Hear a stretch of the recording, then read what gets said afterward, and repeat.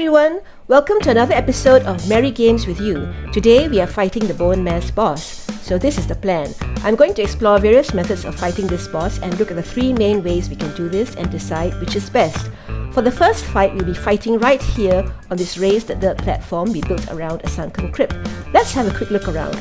We will be stationed up here and the Bonemass Boss will be out there in the swamp at a lower level. We have placed hearths on two sides of the platform to burn any blobs, skeletons or even bone mass if he touches the fires. There are two beds for us to respawn at and plenty of fires everywhere to keep up our rested effect and offer plenty of light.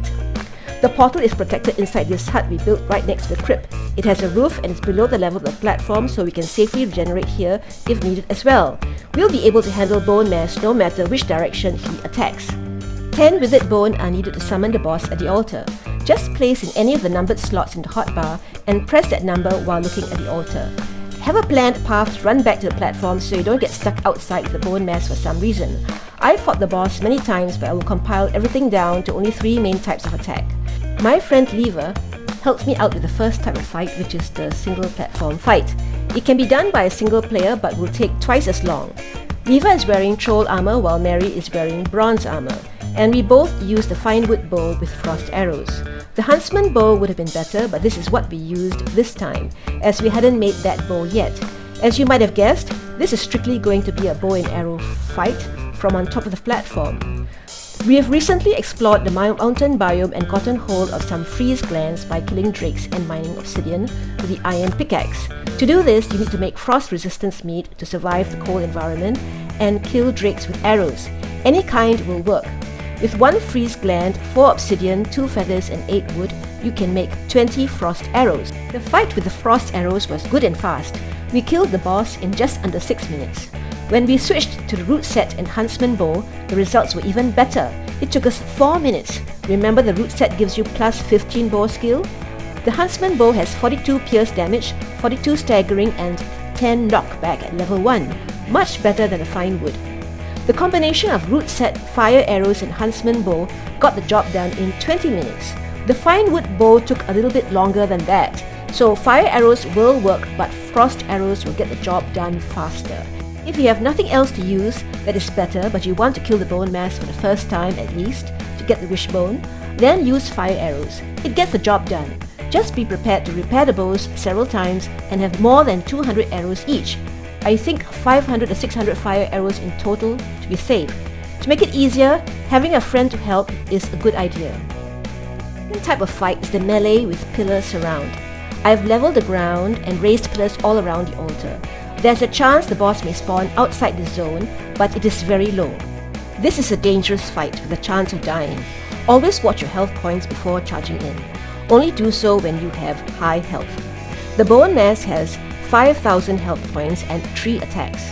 He uses melee where he swings his arm at you, inflicting 80 blunt damage and 30 poison damage. This swipe also does 1,000 chop and 1,000 pickaxe that will damage any wood or stone building within reach. He also does an area of effect attack that inflicts about 100 poison damage and which cannot be avoided if you're within range, or refreshes the poison damage so long as you remain within the cloud. He hunches his back, bends his knees and brings his arms together before swinging them out and vomiting green fluid and gas. While on the ground with melee, observe his body movements to get out of the way fast. The last attack is called Spawn, where he throws a glob of green goop that will spawn 4 random monsters to a maximum of 8 in an area. These are merely bothersome, but you do need to be aware of them, otherwise they could catch you at a weak moment. I've labelled the 3 attacks on the screen. Rewind to review what they look like so you can predict them in future. As you can see, this second method means Mary must always be on the move. She uses the bronze mace and buckler for melee up close with the boss and the other mobs, but switches to the huntsman bow and frost arrows when recovering HP to attack from a distance. If needed, she retreats behind the pillars, but just running around the skull is enough to regain health and to keep a safe distance for the boss. Although the root set provides poison resistance, use the poison resistance meat as well. It has a stronger resistance against poison. The root armor will protect you when it runs out till you can consume the next one. Besides that, put the medium health meat on the hotbar so it is easy to use in a crunch. This fight took just a little bit more than 11 minutes using the bronze mace and frost arrows.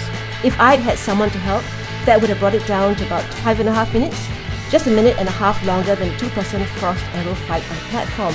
But lol, so much more fun! For the third method, I decided I wanted to try and combine both.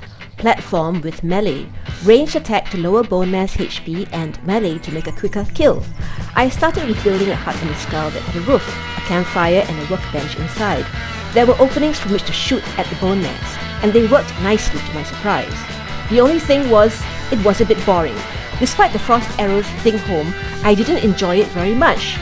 I managed to defeat the bone mass in about 9 minutes, which was quite satisfying, but I don't think this is the best way to do it. After all, you should enjoy the fight. It's not just about defeating the boss and getting the trophy and wishbone. But looking at brown walls the whole time isn't going to cut it. The best part lasted less than a minute when I ran around and used the mace to put it down. We should enjoy the view, be out in the open air, and feel there's a risk involved to get our adrenaline pumping. So, I decided to change the build of my hut. It was going to be more open.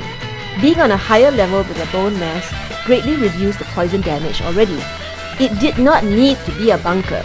I also decided I wanted to try this method with a friend and use 2 platforms instead of 1. Maybe Jesus, another friend, gallantly volunteered his services as Lever was not available. He took the hut opposite mine and the bone mass was in between our 2 huts for the most part. This turned out to be a good idea. When bone mass faced Shady, I got to shoot it in the back, and Shady had the same opportunity when the situation was reversed. I'm not sure if this applies the backstab bonus, as it is called, but I think this is still a good thing. The fight certainly went much faster with 2 archers raining down frost arrows on the bone mass. About 3/4 of the way through, I decided to descend from the hut and use the mace. It went great. I felt like I was in control and powerful, lol.